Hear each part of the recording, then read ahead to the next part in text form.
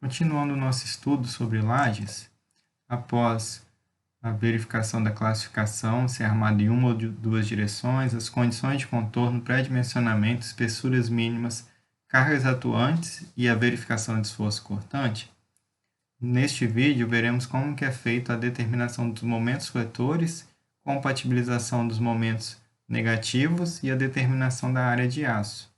Para a determinação dos momentos fletores que estão atuando numa laje, eu preciso saber se essa laje é armada em uma ou duas direções, porque o procedimento é diferente. A laje armada em uma direção, ela vai trabalhar no modelo mais simples, como se fosse uma viga.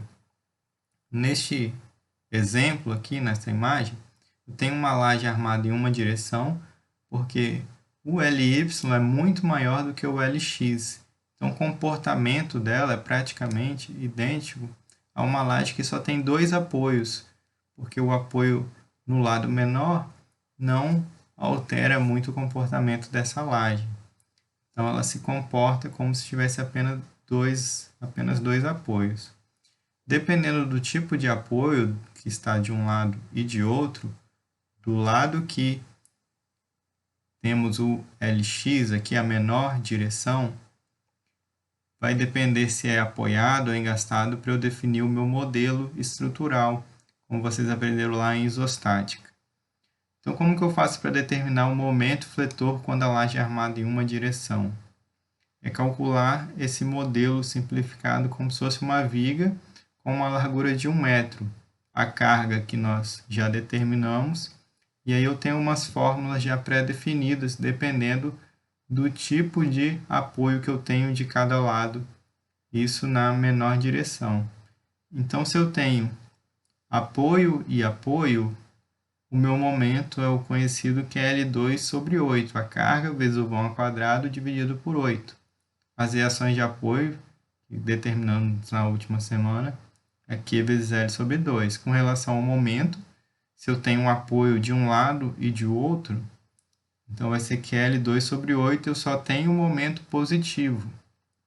Porém, se essa laje tiver continuidade e puder ser engastada na do lado, então eu tenho um modelo onde eu tenho um engaste e um apoio. E aí eu vou ter tanto momento positivo quanto momento negativo. O momento positivo, a fórmula é QL2 sobre 14,22. E aí eu consigo determinar o momento fletor positivo. O momento fletor negativo é QL2 sobre 8. Só que aqui no caso o momento negativo. Com relação ao sistema onde eu tenho engaste dos dois lados da laje, então eu vou ter um momento negativo de um lado e de outro do mesmo valor de QL ao quadrado sobre 12, e eu vou ter um momento positivo de QL2 sobre 24. Essas fórmulas já são pré-definidas. Então, quando a laje é armada em uma direção, eu vou usar um desses três modelos, sendo que no primeiro modelo eu só tenho um momento positivo, no valor de QL2 sobre 8. No segundo modelo eu tenho um momento negativo no engaste e momento positivo. E no terceiro modelo eu tenho dois engastes, então eu vou ter momento negativo dos dois lados, nos apoios, e o momento positivo também no meio da laje, com essas fórmulas dessa tabela. Se a laje for armada em duas direções, aí nós usaremos umas tabelas similares a que usamos para determinar os esforços cortantes em lajes armadas em duas direções. Eu tenho que definir as condições de contorno, que já foi feito, e identificar qual que é o tipo, se é o tipo 1, onde todos os quatro lados são apoios, se é do tipo 2, onde eu tenho um engaste no menor lado, se é do tipo 3, onde eu tenho um engaste, porém no maior lado, e aí eu vou determinar o lambda, que é o valor do maior vão dividido pelo menor, Ly sobre Lx. Determinei o valor de lambda, vou procurar o valor desse ni. Eu vou ter ni x, ni y, ni linha y, ni linha x, dependendo de onde eu tenho engaste ou não. Quando não tenho linha, é porque são os momentos positivos. Se linha, quer dizer que é o momento no engaste, momento negativo. De acordo com esses coeficientes, eu uso a minha fórmula para usar a tabela, multiplico esse Ni vezes a carga, vezes Lx ao quadrado dividido por 100. Eu vou encontrar o meu momento fletor referente ao Ni que eu peguei da tabela. Pode ser o positivo, o negativo, na direção x ou na direção y.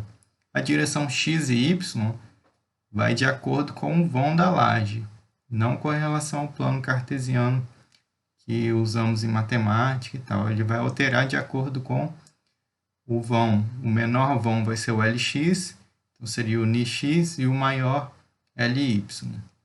Então, tenho as tabelas tanto do tipo 1, 2A, 3B, 2B, o 3, 4A, 4B, e o 5A, 5B e o 6, onde o que muda são as condições de contorno, o número de engaste e a disposição desses engastes.